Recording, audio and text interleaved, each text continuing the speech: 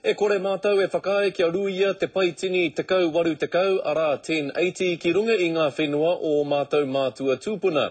Koe rā tā te hapu o Ngāti Makawhio o Ngaitahu ki te kaunihera ārohe o te tai o Pautini I te wiki nei. He paitini patu paihama. Ina he paitini ka hore te hapu o Ngāti Makawhio I te whakae kia ruia e tō rātou kaunihera o te tai a Pautini ki tō rātou rohe.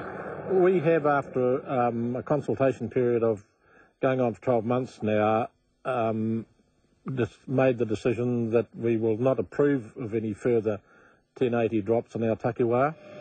O te hapu o Makawhio, tētahi o ngā rōpū o te tai a Pautini, kei te whakahe I te mea, e hera ko ngā paihamu anake, kei te patua, engari ko ngā tāwake a tāne mahuta. We are concerned that it seems not to be winning the battle. We are concerned that it's having a dire effect on the landscape. Well, when I say on the landscape, on the ground, on the whenua itself. Kua hipa te rua te koutou hei tā Terry Scott, e rui ana te 1080, whiungo ngā whenua o te tai a Pautini, mai I hoki tika ki whataroa.